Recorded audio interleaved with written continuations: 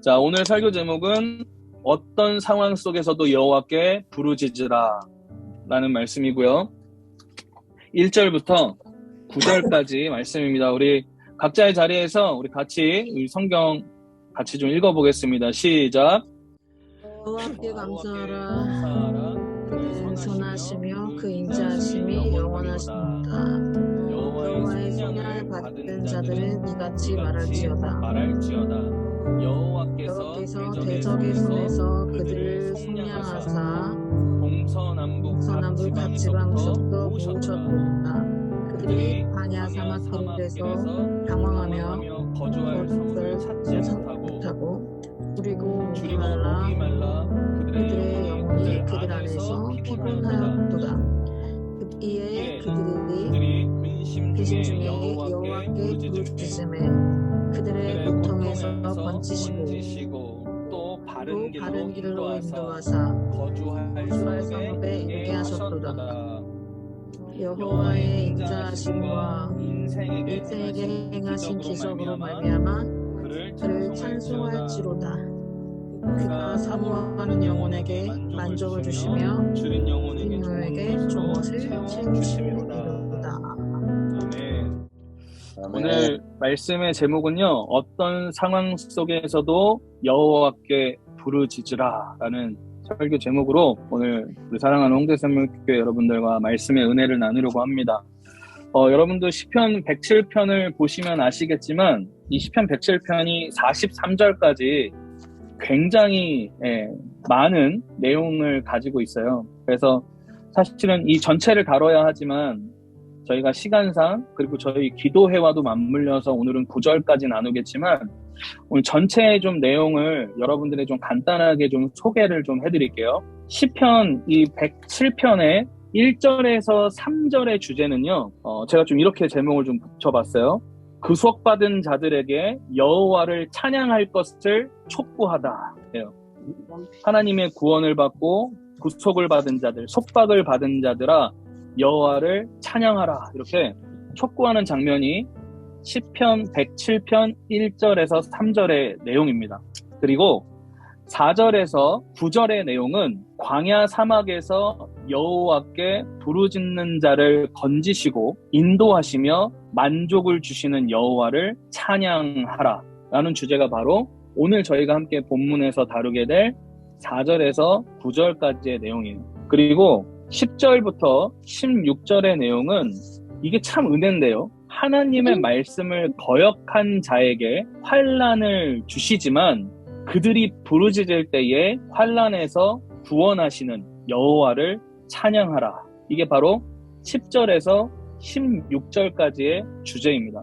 그리고 17절에서 22절은 미련한 자에게 여호와께서 환난을 주시지만 환난 중에 부르짖을 때 구원하시는 여호와를 찬양하라. 이것이 바로 17절에서 22절까지의 주제인 것입니다. 그리고 23절에서 32절의 주제는 혼돈의 고통 속에 여호와께 부르짖는 자에게 인자하심과 기적을 베푸시는 여호와를 찬양하라. 33절에서 그리고 43절은 천하 만물과 인생을 그의 뜻대로 다스리시는 여호와께서 궁핍한 자, 정직한 자, 지혜 있는 자에게 선을 행하시리라 라는 주제로 33절에서 43절의 내용을 다루고 있습니다. 여러분 제가 이렇게 각 주제별로 좀 이렇게 나눠서 대표적인 그 제목들을 제가 여러분들에게 좀 만들어서 말씀드렸는데 공통적으로 우리가 발견할 수 있는 것은 하나님은 우리가 어떠한 환난과 고난과 역경 가운데 있을지라도 그 하나님을 찾고 부르짖는 자에게 반드시 하나님의 구원의 선물을 허락하신다라는 것입니다. 오늘 이 시편이 우리에게 그 소망을 우리에게 선포하고 있는 것이고 심지어 오늘 말씀해 보니까요. 범죄하여서 고난 가운데 있다 할지라도 죄를 범하여서 고난 가운데 있고 환난 가운데 있다 할지라도 하나님을 찾고 부르짖고 주님을 구하는 자를 하나님께서 구원하시는 긍휼이 많으시고 은혜가 많으시고 인자함이 넘치시는 하나님이시라는 것을 오늘 시편 107편에서 우리에게 말씀으로 선언하고 있고 오늘 그렇게 찬송하고 있는 아주 은혜되는 하나님의 말씀인 것입니다. 오늘 이 시편 107편에서 말하고 있는 긍휼과 인자함이 크신 그 하나님의 은혜가 우리 홍대샘물교회 모든 분들에게 믿음 가운데에서 오늘 심겨지고 열매 맺는 일들이 있기를 예수 그리스도의 이름으로 축복합니다. 오늘 이 아멘 소리가 들리지 않으니까 제가 아멘 하고 싶으신 분들은 이렇게 한 번씩 해주십시오. 아멘! 좋습니다. 그래서 이 시편 107편을 통해서 오늘 하나님은 우리에게 어떤 순간에도 우리에게 요청하시는 하나님의 그 요청이 있습니다. 무엇이냐면 바로 어떤 상황 가운데 있을지라도 부르짖으라는 거예요. 하나님을 찾으라는 거예요. 오늘 우리가 하나님을 찾는다라는 것이 오늘 우리의 어떤 의지를 넘어서 하나님이 우리에게 주시는 하나님의 은혜인 줄 믿습니다. 오늘 그 은혜를 오늘 함께 좀 여러분들과 함께 좀 나누길 원하는데요. 오늘 시편의 1절부터 3절을 좀 제가 읽어 드릴게요. 여러분들 각자 자리에서 같이 읽어 주시면 좋을 것 같아요. 여호와께 감사하라. 그는 선하시며 그 인자하심이 영원함이로다. 여호와의 속량을 받은 자들은 이같이 말할지어다.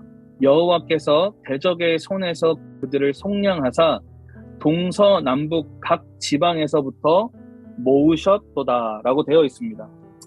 자, 1절에 보니까요, 여호와께 감사하라. 그는 선하시며 그 인자하심이 영원함이로다 라고 이야기를 하고 있어요. 자, 근데 그는 선하시며 인자하시기에, 자, 이 말씀을 우리가 직역을 하면 어떻게 되냐면, 그는 선하시며 인자하시기에, 그리고 그것이 영원하시기에 여호와께 감사하라 라고 이야기를 하고 있는 것이에요.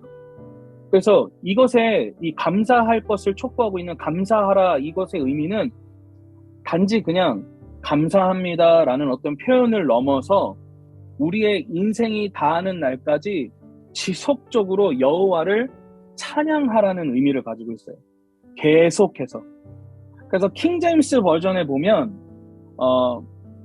영어로 뭐라고 되어 있냐면 forever라고 되어 있어요. 그러니까 forever가 아니라 forever. 그래서 지속됨, 그러니까 지속하다라고 되어 있어요. 그래서 그 감사함을 지속하라라고 되어 있어요. 저와 여러분의 삶에 어떠한 환경과 어떤 상황 가운데 놓인다고 할지라도요, 오늘 우리가요, 하나님 앞에 감사함을 지속해야 할 것은 그분은 선하시고 인자하시기 때문입니다.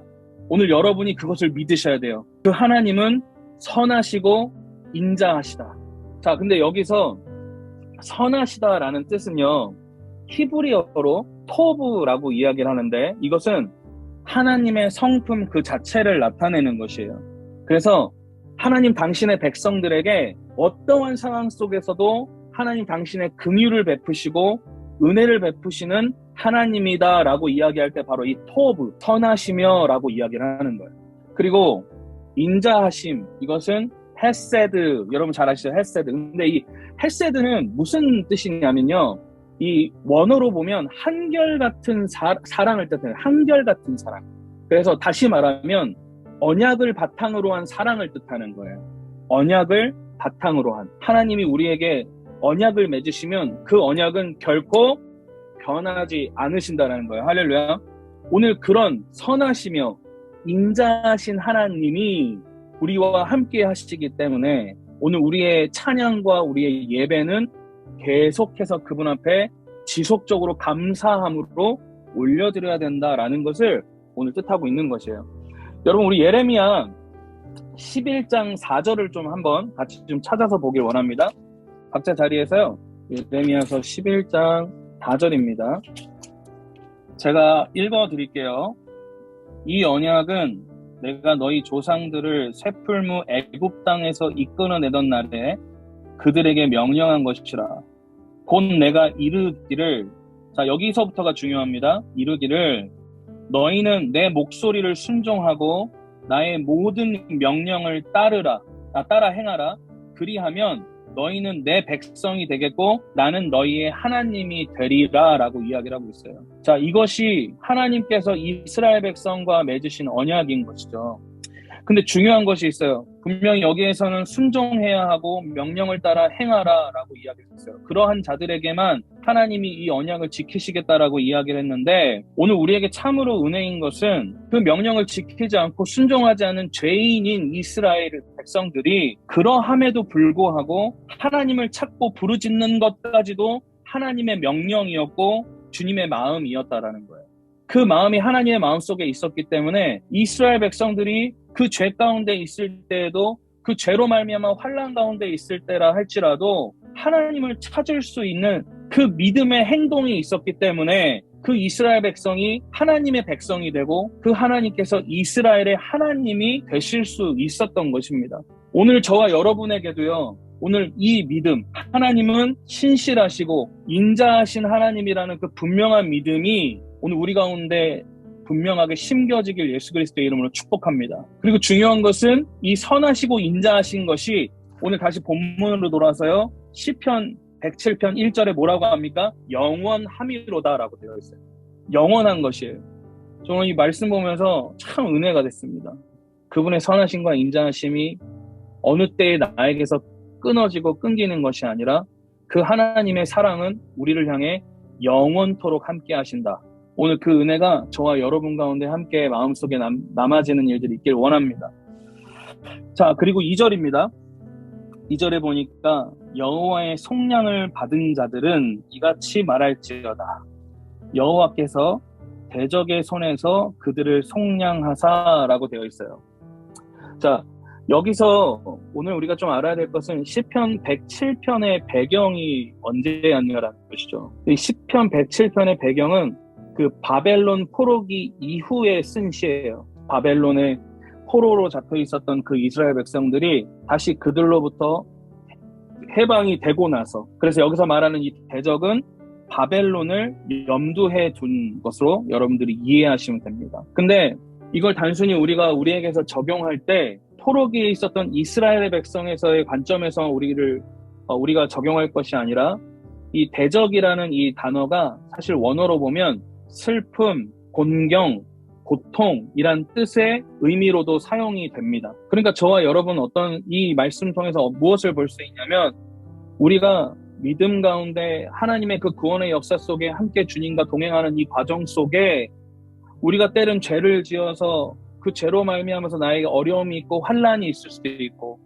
또는 그 신앙생활을 하는 과정 속에 내 안에 어려움을 직면할 수도 있지만 그 손 가운데에서 그 하나님이 우리를 어떻게 하신다라는 거예요. 그분은 2절에 말합니다. 그들을 속량하사라고 이야기를 하는 거예요. 오늘 하나님은 우리를 날마다 대적의 손 가운데서 끄집어내시는 우리의 구원자이심을 예수 그리스도의 이름으로 선포합니다. 오늘 그 믿음 가운데 우리가 나아가야 되는 것이에요. 자, 그리고 3절입니다. 동서남북 각 지방에서부터 라고 이야기하죠. 동서남북 각 지방에서부터 모으셨도다. 자, 근데 여기서 이제 중요한 게 무엇이냐면, 동서 중에 이제 남이라고 이야기하는 이 남은 사실은 남쪽이라는 뜻도 있지만, 이 유대인의 관점에서 보면 이 남은 바다를 뜻하는 거예요. 바다. 그래서 원어로 보면 동서 바다 북으로 되어 있어요. 자, 그래서 4절입니다. 그들이 광야 사막길에서 방황하며 거주할 성읍을 찾지 못하고 라고 되어 있어요. 자, 그들이 광야 사막길이라고 이야기를 하는데, 오늘 우리 좀 말씀을 같이 보길 원하는데요. 우리 마태복음 3장 3절을 좀 같이 한번 펴보겠습니다. 마태복음 3장 3절. 마태복음 3장 3절입니다. 제가 여러분들에게 대표해서 좀 읽어드릴게요. 그는 선지자 이사야를 통하여 말씀하신 자라 일렀으되, 광야에 외치는 자의 소리가 있어 이르되 너희는 주의 길을 준비하라. 그가 오실 길을 곱게 하라 라고 되어 있어요. 자, 여기서 세례요한이 선포합니다. 광야에서 외치는 자라고 이야기를 하고 있죠. 근데 오늘 우리가 같이 보고 있는 이 본문에서도 오늘 그들이 광야 사막길에서라고 이야기를 해요. 이게 무슨 뜻이냐면 바로 구원의 시작이 어디서부터 시작되는가를 이야기를 하는 거예요. 그래서 이스라엘 백성들, 그 유대인들은 구원에 대해서 이야기할 때 항상 어디서부터 구원이 시작된다라고 이야기를 하죠? 바로 동쪽에서부터 구원이 시작된다라고 그들이 이야기를 하고 있는 것이에요. 그래서 당시에 그 바벨론 포로 시기에 그 동쪽에 있던 바벨론에서부터 팔레스틴으로 오는 그 지대가 아까 얘기했던 것처럼 그 광야 지대를 거쳐서 넘어오게 되어 있는데 그 바로 구원, 동쪽에서부터 시작된 구원으로 말미암아 하나님이 그들을 온전히 구원해내신다. 그래서 마태복음 3장 3절에 세례 요한이 이야기하고 있는 광야에서 외치는 자의 소리가 라고 이야기하는 게 무엇이에요? 바벨론의 포로기 때부터 포로로 돼 있던 그들이 광야를 통과하면서 구원받았던 그 과정을 통해 뭘 이야기하는 겁니까? 회개하라, 회개하라. 그래서 동쪽에서부터 구원이 시작된다라고 이야기를 하는 것입니다. 그래서 이 광야는 이스라엘 백성들이 생각했던 동쪽에서부터 시작된 바로 그 구원을 뜻하는 것이에요. 자, 그래서 에스겔서 11장 우리 23절 한번 좀 같이 찾아볼까요? 에스겔서 11장 23절입니다. 에스겔서 11장 23절. 제가 읽어볼게요. 여호와의 성읍이 성읍 가운데서부터 올라가 성읍 동쪽 산에 머무르고 라고 이야기를 하고 있어요. 동쪽 산에 머무르고. 자, 하나님께서 성전에서 나가셔서 성전 동쪽으로 가시는데 이 동쪽은 저주받아서 쫓겨난 그 유대인들이 있었던 유배지와 같은 상징적인 뜻을 갖고 있어요. 동쪽. 그래서 동쪽 그러면 저주받은 유배지예요. 죄를 범하였기 때문에 유배된 장소. 그래서 성경에서 보면 아담과 하와 또 동쪽으로 쫓겨나고 가인도 동쪽으로 와서 에녹성을 세우고요. 바벨탑도 동쪽에 세워져요. 그리고 패역한 이스라엘 역시 아까 이야기했던 것처럼 동쪽 바벨론으로 포로가 되어 쫓겨나게 되는 것이죠. 그래서 동쪽은 우리에게 주는 상징이 무엇이냐? 바로 죄가 시작되는 곳, 저주받은 곳. 저주로 말미암아 유배되어지고 포로가 되어진 장소를 뜻하는 거예요. 근데 여러분 생각해보세요. 그 하나님께서 성전에서 나와서 그 유배된 장소, 저주받은 장소에 하나님께서 뭐래요? 같이 함께 그곳에서 머무시겠다라는 거죠. 에스겔서 11장 23절을 보니까 동쪽 산에 머무르고 하나님 함께 머무르시겠다는 거예요. 그 이유가 무엇이냐? 에스겔서 우리 11장 16절을 한번 볼게요. 에스겔서 11장 16절입니다. 에스겔서 11장 16절. 네. 그런즉 너는 말하기를 주 여호와의 말씀에 내가 비록 그들을 멀리 이방인 가운데 쫓아내어 여러 나라에 흩었으나 그들이 도달한 나라들에서 내가 잠깐 그들에게 뭐가 되겠대요? 성소가 되리라 하셨다 하고 라고 되어 있죠. 성소가 되겠다. 그러니까 하나님은 거룩하시고 완전하시고 죄가 하나도 없으신 하나님이신데 이스라엘 백성을 구원해 내시기 위하여서 그 저주의 자리까지 오셔서 직접 그들의 성소가 되기로 결정하셨던 거예요. 이게 너무나 큰 은혜인 거죠. 그러니까 이것에 대한 아주 구체적이고 대표적인 예가 바로 신약에서 뭡니까? 바로 예수 그리스도예요. 누가복음 22장 39절 42절에 보면 예수님이 십자가에 못 박히시기 전에 기도하실 때 어디서 기도하세요? 감난산에서 기도하시죠. 근데 그 감난산이 어디에 있냐면 이스라엘의 동쪽에 있단 말이에요. 그러니까 예수님의 그 구원의 그 사역, 하나님으로부터 아들로서 이 땅 가운데 죄가 없지만 처절하게 죽기까지 감당하셔야 했던 그 십자가의 사역을 이제 클라이막스가 되기 그 직전에, 시작하기 바로 직전에 그 예수님께서 하나님 앞에 무릎 꿇으며 기도했던 그 자리가 바로 이스라엘의 동쪽에 있는 감난산에서 기도하심으로, 우리 말 나온 김에 좀 찾아볼게요. 누가복음 22장입니다. 누가복음 22장 39절에서요. 우리 42절까지, 누가복음 22장 39절에서 42절까지 제가 한번 읽어볼게요. 예수께서 나가사 습관을 따라 감난산에 가심에 제자들도 따라갔더니, 자, 감난산에서 습관을 따라 그 예수님이 가신 거예요. 기도하시러. 그곳에 이르러 그들에게 이르시되 유혹에 빠지지 않게 기도하라. 상징적이죠. 동쪽에 위치한 감난산에서 죄 짓지 않도록 너희 주의하라. 그렇게 유혹에 빠지지 않게 기도하라라고 이야기하시면서 그들을 떠나 돌 던질 만큼의 그 거리에 가셔서 무릎을 꿇고 기도하여 라고 이야기하면서 42절에 뭐라고 이야기합니까? 이르시되 아버지여, 만일 아버지의 뜻이거든 이 잔을 내게서 옮기시옵소서. 그러나 내 원대로 마시옵고 아버지의 원대로 되기를 원하나이다 하시니 라고 되어 있죠.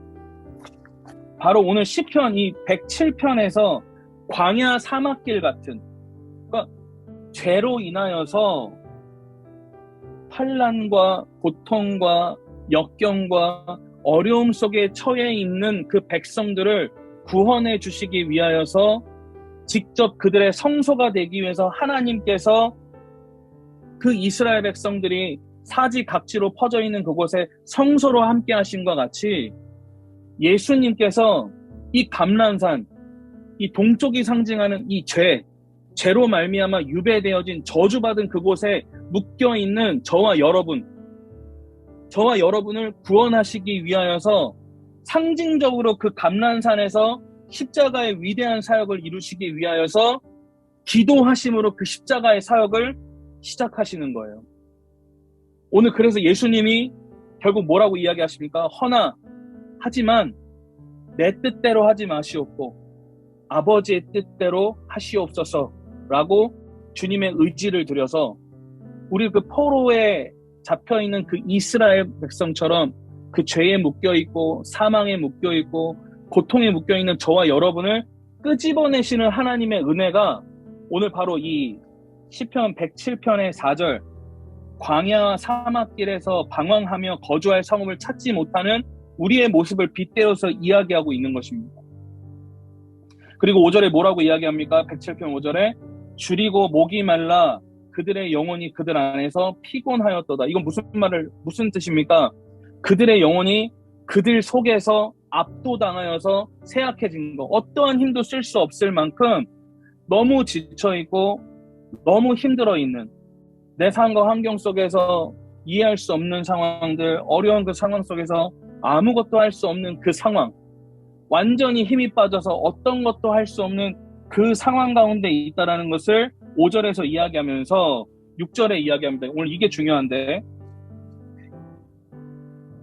그들이 근심 중에 여호와께 부르짖음에 라고 이야기를 하고 있어요. 여호와께 부르짖음에. 그래서 그들의 고통에서 건지시고 라고 이야기를 합니다. 여러분, 하나님 앞에 기도할 수 있는 것이 은혜입니다. 모든 것을 포기하고 싶고 아무것도 할 수 없는 그 상황 속에 여호와께 부르짖음에, 여러분 한번 생각해보세요. 이 이스라엘 백성들이 바벨론 포로가 왜 됐습니까? 죄 때문에 포로가 되었단 말이에요. 죄 때문에 묶여 있었던 상태였단 말이에요. 그러함에도 불구하고 이 이스라엘 백성들이 하나님 앞에 자복하여서 회개함으로 주님 앞에 구원해달라고 부르짖을 수 있었던 것이 바로 은혜인 거예요. 오늘 저와 여러분에게도 이 은혜가 있길 바랍니다. 포기하지 않고 낙심하지 않고 끝까지 주님 앞에 부르짖을 수 있는, 그래서 영어 성경에 보니까 부르짖다가 cried out로 되어 있어요. cried out. 주님 앞에 목 놓아 부르짖는다. 그 부르짖는다라는 게 무슨 뜻이에요? 간절하다는 거예요. 절박하다는 거예요. 주님 구원해 주십시오. 주님 우리를 인도하여 주십시오. 우리를 이 포로 가운데에서, 우리 포로로 이렇게 고통받고 있는 이 상황 가운데서 주님 나를 좀 끄집어내 주십시오. 간절하게 하나님 앞에 기도하는, 목 놓아 부르짖는 그 외침을 이야기하는 것이에요. 그래서 오늘 우리 안에 어려운 문제를 직면하고 이해할 수 없는 상황 속에 고통당하고 있고, 혹은 내가 죄로 말미암아서 내가 분명 무언가 어려움을 직면하고 있는 것 같다는 여러분 안에 하나님의 깨달음이 있다면, 성령님이 주시는 깨달음이 있다면 오늘 저와 여러분 안에 cried out 할 수 있는 이 은혜가 있길 바랍니다. 부르짖을 수 있는 이 은혜, 오늘 외치는 기도로, 부르짖는 기도로 이 고통 가운데서 건지시는 주님을 찬양하며 그분 앞에 기도하는 저와 여러분들 예수 그리스도 이름으로 축복합니다. 그래서 7절에 보니까 그 결과가 뭡니까? 부르짖는 자에게 어떤 결과가 왔습니까? 이번 저희 기도회 제목과도 같은 건데, 잘 보이시죠? The right way. 바탕 보이십니까? The right way. 자, The right way. 그러니까 이게 NIV 성경에는 straight way로 되어 있어요. straight way. 고든 길. 근데 킹 제임스 버전에는 The right way로 되어 있어요. 바른 길. 옳다구나, 야. 저것이 맞는 길이다. 하나님이 우리를 인도해내신 길이 옳은 길이다. 그래서 이 시편 107편 7절에 보니까 이렇게 되어 있습니다. 제가 읽어드릴게요. 또 바른 길로 인도하사 거주할 성읍에 이르게 하셨도다. 할렐루야. 하나님 앞에 어떤 상황 가운데서도 부르짖는 자에게 하나님이 보시기에 가장 바른 길, The right way라는 그 바른 길로 하나님이 하나님의 백성을 어떻게 하신다는 거예요? 인도하신다는 거예요. 할렐루야. 오늘 저희 홍대샘물교회도 지금 성전을 어디로 이동해야 될지에 대한 하나님이 은혜 주셔서 선택권을 주셔서 지금 기도하고 있죠. 오늘 이것이 우리에게 중요한 사안이라는 것을 깨닫고 하나님 앞에 부르짖을 때 하나님이 우리에게 가장 옳은 길로 인도하실 줄 믿습니다. 그리고 여러분 각자의 삶 속에 도무지 내 갈 길을 모르겠다. 내가 어떻게 해야 할지 모르겠다. 어느 곳으로 가야 할지 모르겠다. 왼쪽이 맞는지 오른쪽이 맞는지 아무것도 모르겠다라고 생각할 때 주님 나를 도와주십시오. 나를 구원해 주십시오. 나를 인도해 주십시오. 라고 부르짖을 때 하나님이 가장 올바른 길로, 그러니까 중요한 게 뭐예요? 부르짖는 자에게. 저희 21일 기도가 그래서 중요한 겁니다. 부르짖는 자에게, 기도하는 자에게 가장 올바른 길로 하나님께서 인도해 주신다라는 오늘 그 고백을, 오늘 이 말씀을 통해 시편 기자가 하고 있는 것입니다. 그러면서 이 시편 107편의 후렴구와도 같은 몇 번의 반복이 있는 구절인데 13절, 19절, 28절이 바로 6절과 똑같이 계속 반복되고 있어요. 이걸 이제 후렴구라고 이야기합니다. 후렴구. 반복되는 이 찬송시잖아요. 그렇죠? 이 반복되는 것, 반복되는 고백을 우리가 후렴구라고 이야기하는데 우리 6절 한번 읽어보고 13절, 19절, 28절 한번 쭉 제가 읽어볼게요. 6절. 이에 그들이 근심 중에 여호와께 부르짖음에 그들의 고통에서 건지시고. 자, 그리고 13절입니다. 이에 그들이 그 환난 중에 여호와께 부르짖음에 그들의 고통에서 구원하시되. 그죠? 19절입니다. 이에 그들이 그들의 고통 때문에 여호와께 부르짖음에 그가 그들의 고통에서 그들을 구원하시되. 계속 반복되죠? 28절입니다. 이에 그들이 그들의 고통 때문에 여호와께 부르짖음에 그가 그들의 고통에서 그들을 인도하여 내시고. 그러니까 이게 정말 중요하다는 거예요. 부르짖을 때 인도해 내시고 구원해 내시고 끄집어 내신다라는 걸 중요한 하나님의 메시지이기 때문에 후렴구로 계속 반복하고 계시는 거예요. 오늘 또한 동일하게 8절에 보세요. 8절. 여호와의 인자하심과 인생에게 행하신 기적으로 말미암아 그를 찬송할지로다.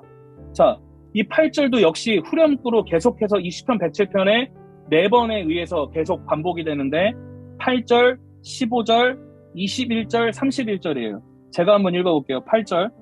여호와의 인자하심과 인생에게 행하신 기적으로 말미암아 그를 찬송할지로다. 자, 15절입니다. 여호와의 인자하심과 인생에게 행하신 기적으로 말미암아 그를 찬송할지로다. 21절. 여호와의 인자하심과 인생에게 행하신 기적으로 말미암아 그를 찬송할지로다. 31절입니다. 여호와의 인자하심과 인생에게 행하신 기적으로 말미암아 그를 찬송할지어다. 아멘. 오늘 이 시편 107편의 시편 기자가 오늘 우리에게 선언하고 있는 게 뭡니까? 고통 가운데에서도 너희 부르짖어라. 그럼 그 하나님께서 너희를 고통 가운데 건져내실 것이다. 건져내시면 너희가 해야 될 게 뭐라고 계속 강조하고 있는 거예요. 그분의 인자하심, 그분의 선하심, 그가 여러분들과 저의 인생에 이스라엘 백성 가운데 행하신 이 기적으로 말미암아서 뭘 이야기하고 있습니까? 찬송하라는 거예요. 할렐루야. 끊임없이 찬송하라. 내가 감히 어떻게 죄를 지었는데 내가 어떻게 이 어려움 가운데서 끄집어내짐을 받을 수 있겠어가 아니라 그냥 너희가 해야 할 일은 여호와 하나님 앞에 그분의 인자하심과 그분이 너희의 인생에 행하신 그 기적, 그 놀라우신 일을 너희의 입술로 뭐 하라는 거예요? 찬송하라. 할렐루야. 오늘 저와 여러분 안에 오늘 이러한 예배가 회복되어지길 원합니다. 할렐루야. 하나님은 반드시 여러분의 인생에 그 광야 같은 시간, 환난과 같은 시간을 통과하게 하시고 끄집어내실 거예요. 우리가 해야 할 일은 부르짖는 거예요. 하나님, 우리가 부르짖는다는 게 뭐라고요? 하나님의 존재를 인정하고 그분 앞에 외치는 거예요. 주님, 나를 좀 살려주십시오. 구원해 주십시오. 당신은 존재하시지 않습니까? 나를 끄집어내실 수 있는 하나님 아니십니까? 그 하나님의 존재를 인정하는 자만이 부르짖을 수 있는데 너희가 자격 없다 생각하지 말아라. 너희가 어떤 상황 가운데 있더라도 나에게 부르짖어. 난 단지 너희에게 요구하는 건 이거다. 나의 인자함과 너희의 인생에 행한 이 일, 너희의 입술로 찬송받기를 원한다. 하나님 단지 이거 하나 원하시는 거예요. 오늘 여러분의 인생에 그분의 인자하심과 그분이 우리의 삶 속에 행하신 그 놀라운 기적의 일들을 보며 그 주님을 찬송하는 일들이 우리 홍대샘물교회 여러분 모두에게 있기를 예수 그리스도의 이름으로 축복합니다. 오늘 여러분 안에 찬송의 감격이 없고 예배에 대한 감격이 없다면 우린 여기서부터 돌아봐야 됩니다. 내 안에 하나님께서 행하신 그 인자하심과 내 인생에 행하셨던 그 일들을 내가 이제 너무 익숙하여지고 때로는 시간이 너무 많이 흘러서 잃어버렸기 때문에 나의 예배가 예배되지 못하고 있구나. 오늘 여러분 안에 이 구원의 감격, 오늘 이 은혜의 감격이 저와 여러분 가운데 회복되길 예수 그리스도의 이름으로 축복합니다. 마지막 9절입니다. 이제 이 말씀 읽고 여러분 마무리할 텐데요. 이 9절 같이 한번 읽어보겠습니다. 시작. 그가 사모하는 영혼에게 만족을 주시며 줄인 영혼에게 좋은 것으로 채워주심이로다.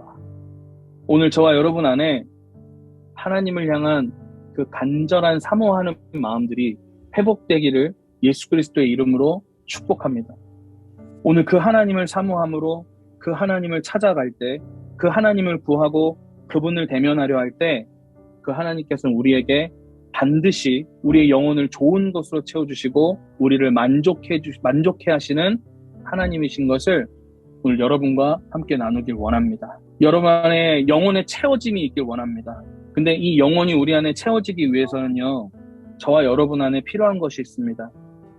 어떤 상황 가운데서도 주님을 찾아야 되는 거예요. 그 주님이 나를 이 상황 속에서 이끌어내시고 나를 건져내실 유일한 해답이다라는 것을 오늘 우리가 깨닫고 그 하나님을 찾을 때,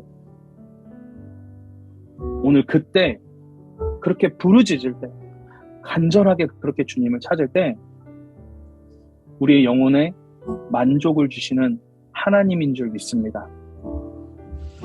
오늘 우리 이 시간에 같이 기도하길 원합니다. 오늘 기도하실 때 각자의 자리에서 이렇게 기도하길 원합니다. 여러분 안에 꺾여있는 마음이 있으십니까? 여러분 안에 하나님 앞에 목 놓아 부르짖어야 되는데 부르짖지 못하고 기도하지 못하고 사방이 나를 에워싸고 둘러싸여 있는 이 고통과 이 어려움 속에서 여러분 헤매이고 계십니까? 오늘 근데 이 말씀에서 여러분들에게 이야기하고 있는 것과 같이요, 오늘 그 하나님은 광야에 찾아오셔서 우리와 동행하심으로 우리를 구원해 내시기까지 부르짖는 자에게 하나님의 인자하심과 긍휼을 선물해 주시는 하나님인 줄 믿습니다. 오늘 여러분 안에 하나님 앞에 부르짖지 못하고 있고 기도하지 못하고 있다면